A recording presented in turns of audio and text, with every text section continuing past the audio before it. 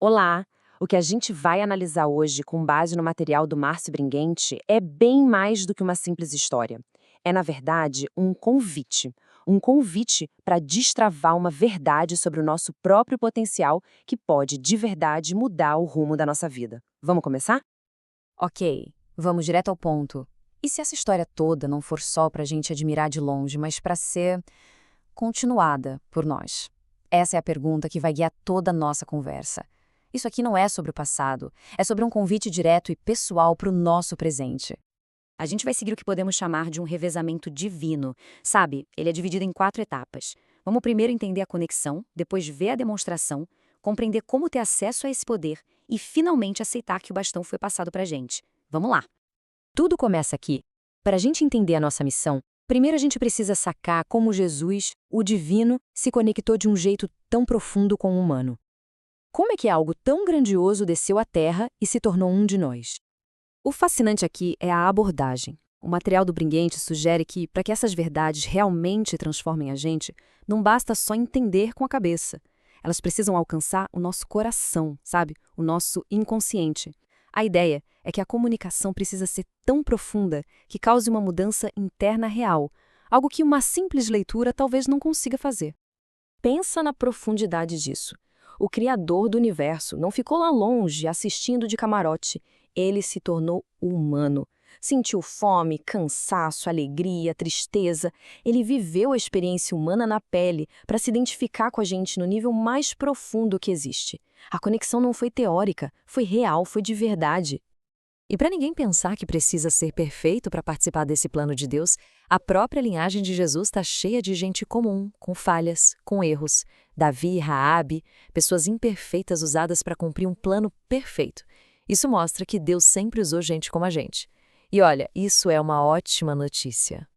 Agora vamos para a segunda etapa e ver como isso se desenrola. Jesus não veio só para se conectar, ele veio para demonstrar o poder do reino de Deus aqui, na prática, na terra. Ele não só falou sobre uma nova realidade, ele a tornou visível, palpável. Imagina a cena. Um leproso. Naquela cultura, ele era o retrato do isolamento total. Excluído da família, da sociedade, do templo. Era considerado impuro, um morto-vivo. A situação dele era de completo desespero. E então, o ponto crucial. Jesus faz o impensável. Ele toca no intocável.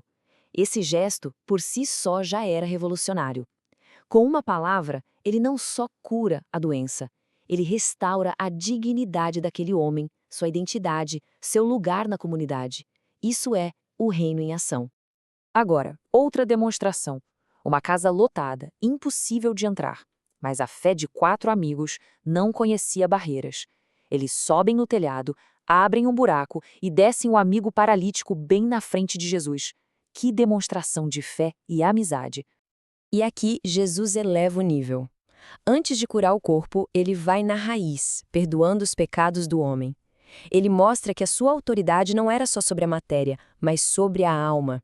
Era uma demonstração de poder total, de cura de dentro para fora. E é esse nível de autoridade que ele queria compartilhar.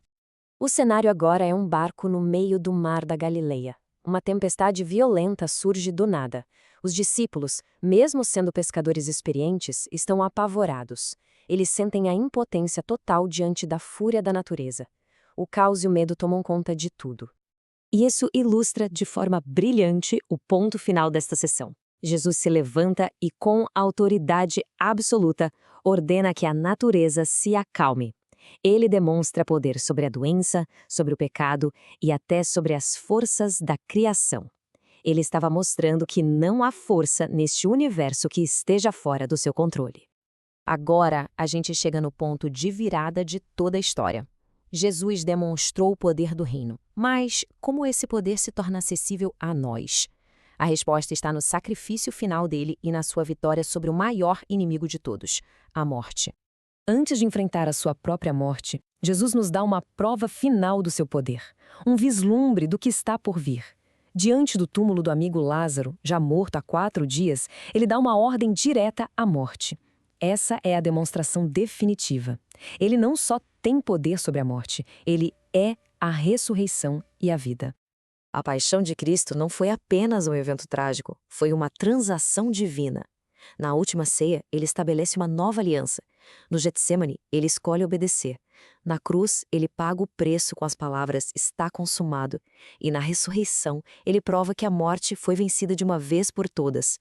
Esse caminho todo não foi só para perdoar pecados, foi para dar para a gente o acesso a essa mesma identidade e poder de ressurreição. E isso nos leva à etapa final, a mais importante para nós hoje. A missão não terminou com Jesus. Na verdade, estava só começando. A ascensão dele ao céu não foi um fim, mas a passagem do bastão neste revezamento divino. Essas foram algumas das últimas palavras de Jesus na Terra. E veja bem, não é uma sugestão.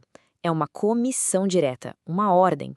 E o mais incrível é que ele não nos envia de mãos vazias. Ele promete o poder, a capacidade sobrenatural do Espírito Santo para cumprir essa missão. Então, como isso se traduz para a gente? Primeiro, receber o poder.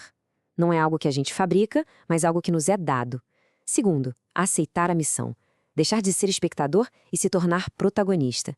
E terceiro, o ponto mais radical de todos, agir com ousadia. Pensa bem nisso. Jesus disse que faríamos as mesmas obras que ele fez e obras ainda maiores. Não é um erro de tradução. A demonstração de poder não era o fim do show, era só o treinamento. O bastão foi passado para que a gente corresse mais longe. E a prova de que isso funciona? No dia de Pentecostes, quando esse poder prometido finalmente chegou, o primeiro sermão dos discípulos resultou na conversão de 3.000 pessoas. Um grupo de homens assustados e escondidos se tornou uma força que virou o mundo de cabeça para baixo. O poder era real. E assim a gente chega não ao fim, mas ao verdadeiro começo. A conexão foi feita, o poder foi demonstrado, o acesso foi desbloqueado, a comissão foi entregue, o bastão está na nossa mão. A pergunta que o material do Briente nos deixa é direta e inescapável. Estamos prontos para correr a nossa parte no revezamento e não apenas replicar, mas superar as obras que vimos? Estamos prontos para viver o que foi prometido?